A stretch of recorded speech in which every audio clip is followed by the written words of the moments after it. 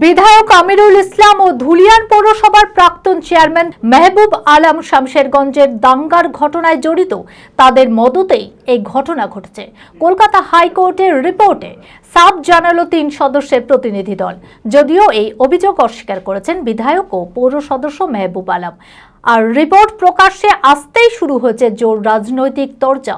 মানসিক স্বাস্থ্যের জন্য সবার আগে যে নামটি মনে ভেসে ওঠে, সুস্থ মনের ঠিকানা মনোবীক্ষণ। যোগাযোগ নাম্বার 7477799516।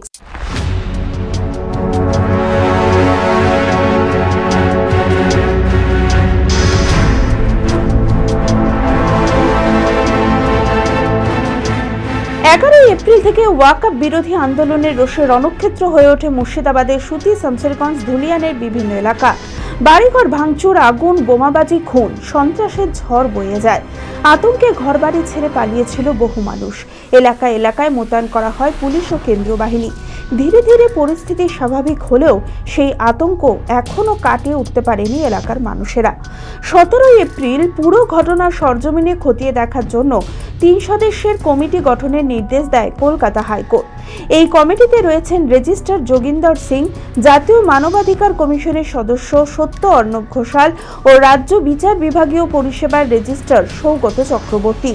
এই 3 সদস্যের প্রতিনিধি দল ঘটনাস্থল পরিদর্শনের পাশাপাশি ক্ষতিগ্রস্তদের সঙ্গে কথা বলে হাইকোর্টে রিপোর্ট জমা দেয়।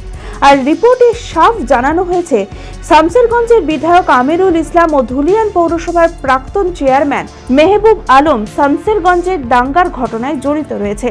তাদের মদতেই এই ঘটনা ঘটেছে বলে অভিযোগ। আর এই রিপোর্ট প্রকাশ্যে আসতেই শুরু হয়েছে জোর রাজনৈতিক চর্চা। এই রিপোর্ট মানতে নারাজ তৃণমূলের নেতৃত্বরা।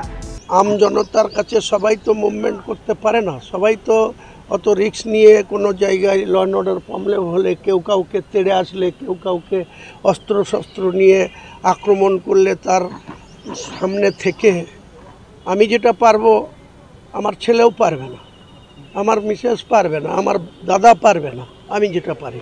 তো সবার দ্বারা সে বিধায়ক জনপ্রতিনিধি মানে সেখানে যখন কোথাও কিছু গণ্ডগোল শুরু হয়ে গেছে, সেখানে সবাই আমাদের মতো পারে না। যখন শুরুতেই 11 তারিখে ওমরপুরে ন্যাশনাল হাইওয়ে অবরোধ করা হলো দীর্ঘক্ষণ ধরে, এবং সেখানে অবরোধ তুলতে গিয়ে পুলিশের গাড়িতে অগ্নিসংযোগ করা হলো, অনেক পুলিশ কর্মী আহত হলো, অনেক ব্যক্তি লাঠিচার্জ খেলো, সেটাই গল্লদ ছিল। কারণ এতগুলা লোককে অ্যাসেম্বল করতে দেওয়া, একসঙ্গে জড়ো হতে দেওয়া অনেক সময়ের ব্যাপার। যদি লোকাল থানাগুলা ইনিশিয়েটিভ নিয়ে নিজের থানা থেকে যে লোক মুভমেন্ট করে কোথাও যাচ্ছে সেটাকে যদি আটকাতো, অবস্ট্রাকশন করতো, তাহলে এত বড় ঘটনা ঘটতো না। ওটার পরে 2 দিন পরে 3 দিনের দিন আবার এই হরগোবিন্দ দাস এবং চন্দন দাসকে সেখানে লুটতারাজ হলো, তাদের বাড়ি থেকে বের করে নৃশংসভাবে খুন করা হলো। যারা খুন করেছে বা যারা মদত দিয়েছে, পুলিশ তো তাদের বিরুদ্ধে যথেষ্টই অ্যাকশনে আছে। বা 11 জনকে ওই বাবা ছেলের মার্ডার কেসে কাস্টোডিয়ানে নিয়েছে। আবার যে সব ঘটনা ঘটেছে তার জন্য 165টা স্পেসিফিক কেস হয়েছে। সেই কেসে 300 জন অ্যারেস্ট আছে, জেল কাস্টোডিতে আছে।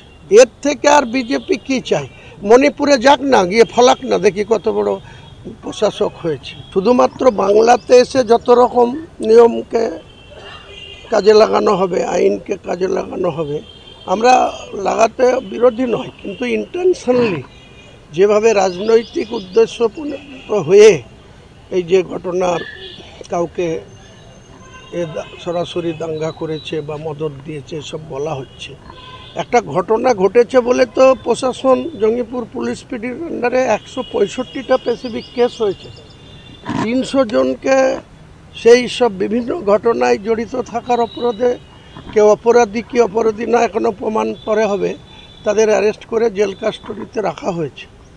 আবার মার্ডার যারা হয়েছে হরগোবিন্দ দাস এবং তার ছেলে চন্দন দাস, সেই ঘটনাতেও 11 জনকে কাস্টোডিয়ানে নেওয়া আছে। তাহলে এরপরে বিজেপি কি করতে চাইছে? বিভিন্ন এজেন্সিকে দিয়ে এরপরে কি করতে চাইছে আমরা সেটাই বোধগম্য হচ্ছে না। একটাই উদ্দেশ্য, সামনে 2026, 21-এ পারেনি, 200 টার্গেট বেঁধে দিয়েছিল, বলেছিল স্কিবার 200 পার, 77তে আটকে গেছিল। এবার আবার টার্গেট নামিয়ে এনেছে, বলছে 2026-এ নাকি 180, তো ওই 77 থেকে 57তে আটকে যাবে। এই ব্যাপারে আপনি বলছেন, আমার এটা জানা নেই। হ্যাঁ, মানে আপনার মুখে প্রথম শুনলাম, তথ্য না জেনে তো আপনাকে কিছু আমি বলতে পারি না। সত্যি এই ব্যাপারে আমার মন্তব্য, আমি এই ব্যাপারে যেহেতু কিছু জানি না, না জেনে আপনাকে মন্তব্য করাটা আমার সমীচীন হবে না। আপনাকে প্রথম বললাম যে আপনার মুখে শুনছি, আমি আগে তথ্য সংগ্রহ করব। হ্যাঁ, কোনটা সঠিক বা কোনটা বেঠিক না জেনে এই মন্তব্যের আমার এই ব্যাপারে কোনো মন্তব্য করা আমার অবকাশ নেই। ফরাক্কার বিধায়ক মনিরুল ইসলাম জানিয়েছেন, শামশেরগঞ্জে যে বিক্ষুব্ধ ঘটনা ঘটেছে তা অস্বীকার করা যায় না, তবে বিজেপি চক্রান্ত করে তৃণমূলকে ফাঁসানোর কৌশল করছে, এর বিরুদ্ধে আইনি পদক্ষেপ নেওয়া উচিত। কোথাও ভুল ভ্রান্তি হয়েছে, তার জন্য আমাদের সফল মুখ্যমন্ত্রী আমাদের মমতা ব্যানার্জি, আপনারা জানেন শামশেরগঞ্জের থানার ভারপ্রাপ্ত ওসিকে সাসপেন্ড করা হয়েছে, তার সাথে সাথে একটা এসআইকে সাসপেন্ড করা হয়েছে, এসপিকে বদল করা হয়েছে। কারণ আমরা এই ধরনের ঘটনা কখনো আমরা দেখিনি। কোথাও যদি ফাঁকফোকর হয়ে থাকে তার জন্য পানিশমেন্ট ওরা পেয়েছে। পুলিশের কাজ করেছে।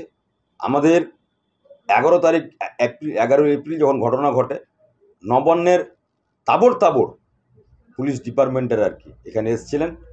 তারা ব্যাপারটাকে সুন্দরভাবে এক অপরের সঙ্গে সম্পর্ক রেখে পিস মিটিং করে, ডিজি সাহেব এসেছিলেন, আইন শৃঙ্খলার পুলিশ অফিসার এসেছিলেন। তারপরে আমাদের ধরুন একটা ঘটনা বিক্ষিপ্ত ঘটেছে, এটা অস্বীকার করার নাই, ক্ষয়ক্ষতিও হয়েছে। আমাদের রাজ্য সরকার, মানবিক মুখ্যমন্ত্রী মমতা বন্দ্যোপাধ্যায়, তাদের 1,20,000 টাকা করে বাংলার আবাস যোজনা থেকে টাকা দেওয়া হয়েছে। কিছু লোককে টিন দেওয়া হয়েছে, সিমেন্ট দেওয়া হয়েছে, ইট দেওয়া হয়েছে, খাবার দেওয়া হয়েছে। এবার বেসরকারিভাবে আমরা কয়েকজন বিধায়ক, এমপি সাহেব মিলে ক্ষতিগ্রস্তদের হাতে আমরা আমাদের মতো করে তুলে ধরেছি আর কি। আর আগামী দিনে এই ধরনের ঘটনা যেন আমাদের না ঘটে, তার জন্য আমরা জায়গাতে পিস মিটিং হচ্ছে, কমিটি তৈরি করছি।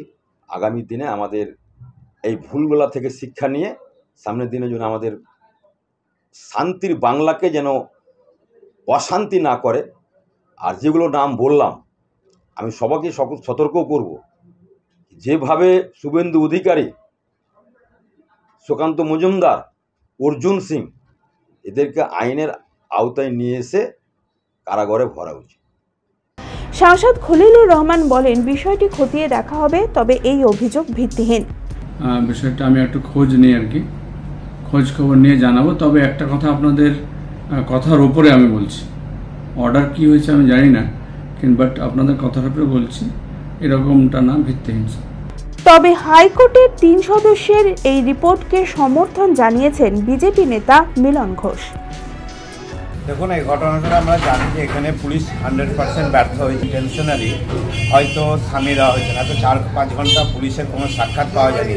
এত বড় অ্যাকশন ঘটে গেল, এত বাড়ি লুটপাট হলো, অগ্নিসংযোগ হলো, 2 জন মারা গেল, আর যত্রতত্র যেখানে সেখানে দোকানপাট আগুন লাগিয়ে দিয়ে ব্যবসার ক্ষতি করে, পার্টিকুলারলি একটা জাতিকে টার্গেট করে এই ঘটনা হয়েছে।